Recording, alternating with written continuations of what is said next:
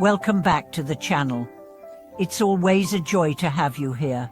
Today, we are diving into a question that lies at the very heart of living a spiritual life in the modern world. How do we practice the Dharma, not just in temples, not just during meditation retreats, but anytime, anywhere? If you've ever wondered how to bring the peace and clarity of Buddhist wisdom into your everyday life while you're at work, while parenting, while walking through a noisy street, then this is the conversation for you. Buddhism isn't a tradition confined to rituals or robes. It's a living, breathing path that's meant to be practiced not only in silence but in sound, not just in solitude but in society. And to walk this path truly, we must learn how to observe ourselves, not just sometimes, but all the time.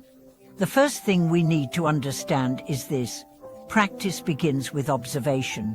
That's it, not perfection, not effortful control. Just watching, just noticing, just being aware. Because in awareness, everything starts to change. Imagine this: you're standing in a line at the supermarket. Someone cuts in front of you. Instantly, your chest tightens. Your thoughts race. How rude. I can't believe this. Now, pause. You've just noticed the tension. You've just noticed the thoughts. That moment right there is your practice. You don't need to chant. You don't need to close your eyes. You just need to observe. That's the beginning of transforming everyday life into a spiritual path. Let me tell you a story about Maya. She was a nurse working in a busy hospital, often on overnight shifts. With the chaos around her, patients crying, alarms beeping, doctors rushing, it seemed impossible to find peace. But Maya had learned a simple technique. Every hour, on the hour, she took one conscious breath. Just one, in the middle of it all. That breath became an anchor. It reminded her she was more than the chaos. Over time, that single breath became 5, then 10. Then the space between stress and reaction began to widen. Maya didn't change her environment. She changed her relationship to it. That's the power of observation. That's the essence of any time, anywhere practice. You don't need a cushion. You don't need a bell. You just need to return to now. The Buddha taught that the mind is like a monkey, restless, jumping from one branch to another. And yet, through mindfulness, we begin to train that monkey. Not with force, but with presence. So how do we do this? Let's look at ordinary moments through a new lens. You're washing dishes. Water flows over your hands. Feel the warmth. Hear the sea-link of the plates. Smell the soap. That's not a chore anymore, it's meditation. Your awareness turns mundane action into sacred practice. You're having a conversation. Notice your urge to interrupt. Notice your craving to be right. Breathe, listen. Really listen. That's Dharma.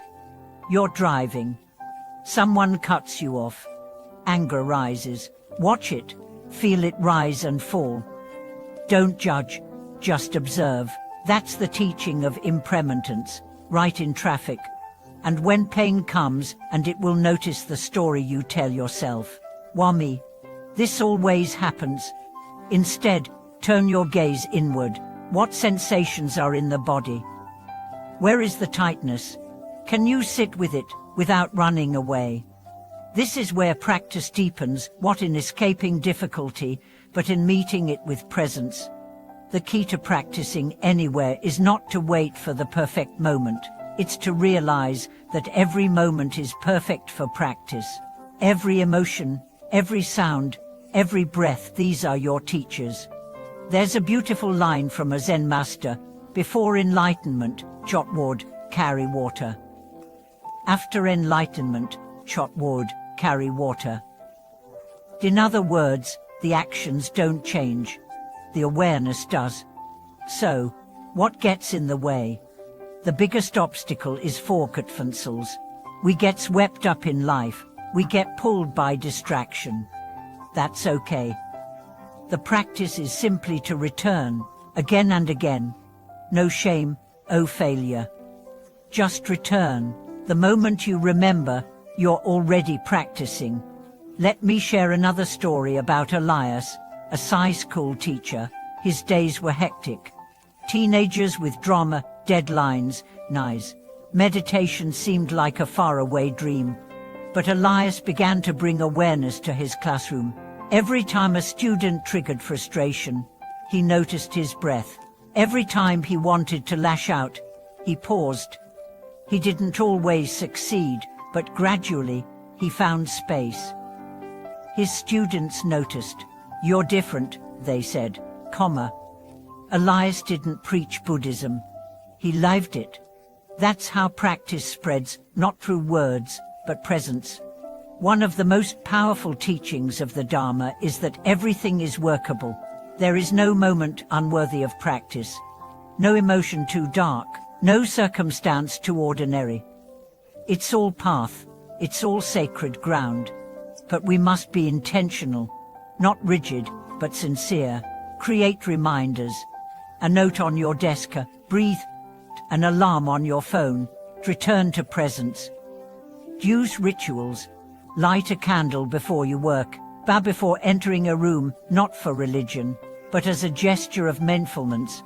Let the whole world become your monastery. There's something incredibly liberating about realizing that you don't need to escape life to practice. You just need to show up for it fully, honestly, bravely. You don't need silence. You need sincerity. You don't need isolation. You need attention.